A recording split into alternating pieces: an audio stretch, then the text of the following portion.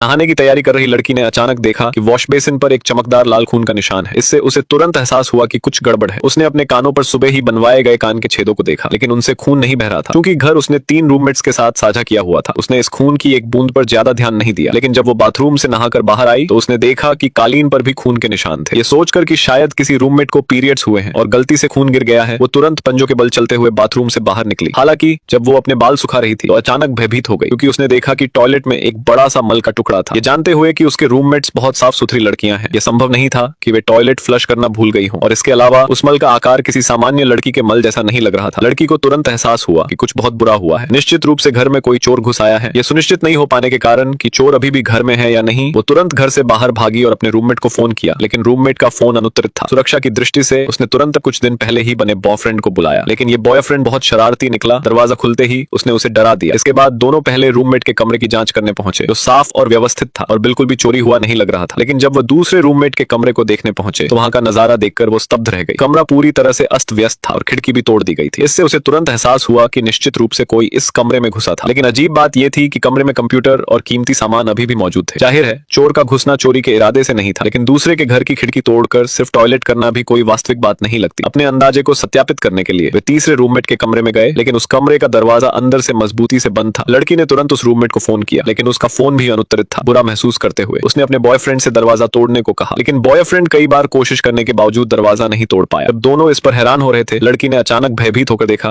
कि बाथरूम का मल फ्लश कर दिया गया था। यह देखकर उसकी रूह कांप गई, क्योंकि इसका मतलब था कि जब वो घर से बाहर गई थी तब चोर वापस आया और टॉयलेट फ्लश किया। इस समय तक लड़की पूरी तरह से घबरा चुकी थी। बॉयफ्रेंड ने पुलिस को फोन करने का सुझाव दिया, लेकिन उसके बाद खत्म होते ही 2 पुलिस अधिकारी उनके पास आए। पता चला कि पुलिस एक मिले हुए फोन के जरिए यहाँ पहुंची थी और वो फोन उसकी एक रूममेट का था। इस तरह दोनों ने पुलिस अधिकारियों को शेयर्ड अपार्टमेंट में चोर घुसने की घटना के बारे में बताया। इसके बाद दोनों पुलिस अधिकारियों ने घर का एक चक्कर लगाया, लेकिन उन्हें कुछ भी असामान्य नहीं दिखा। जब पुलिस के जाने का वक्त हुआ तभी एक रूममेट अपने बॉयफ्रेंड के साथ वापस आ गई। जब उन्हें पता चला कि उनके घर में चोर घुस आया है और उनमें से एक रूममेट का कमरा बंद है, तो उन्होंने दरवाजा तोड़कर देखने का फैसला किया। लेकिन जब दरवाजा खोला गया तो अंदर का नजारा देखकर वे लगभग मरने ही वाले थे। अंदर पड़ी हुई लाश उसी रूममेट की थी। शेयर्ड अपार्टमेंट में हत्या की खबर मिलते ही पुलिस ने तुरंत वहां पहुंचकर इलाके को सील कर दिया। ये देखकर रूममेट्स का दिल टूट गया, लेकिन इसी समय लड़की बिल्कुल बेपरवाह नजर आई और उसने अपने बॉयफ्रेंड के साथ अंतरंग हरकत की। इसी वजह से पुलिस प्रमुख ने लड़की को प्राथमिक संदिग्ध मान लिया। इस तरह लड़की को हिरासत में लेकर थाने ले जाया गया, लेकिन चूंकि लड़की की इतालवी भाषा अच्छी नहीं थी, इतालवी अधिकारियों ने लंबी पूछताछ के बाद भी कोई सुराग नहीं निकाल पाए। इस वजह से अधिकारियों को एक दुभाषिया बुलाना पड़ा। लेकिन जल्द ही अधिकारियों को पता चल गया कि लड़की झूठ बोल रही है, क्योंकि लड़की ने कहा था कि चोर ने टॉयलेट फ्लश कर दिया था, लेकिन जब वे घर पर पहुंचे तो उन्होंने देखा कि टॉयलेट फ्लश ही नहीं किया गया था। इस तरह पुलिस ने लड़की के रूममेट्स को बुलाकर जांच शुरू की। जब उन्हें पता चला कि लड़की अक्चोरी चोरी पुरुषों को घर लाती थी तो पुलिस का उस पर संदेह और बढ़ गया। इसलिए जब लड़की थाने से गई तो पुलिस ने चुपके से उसके फोन पर नजर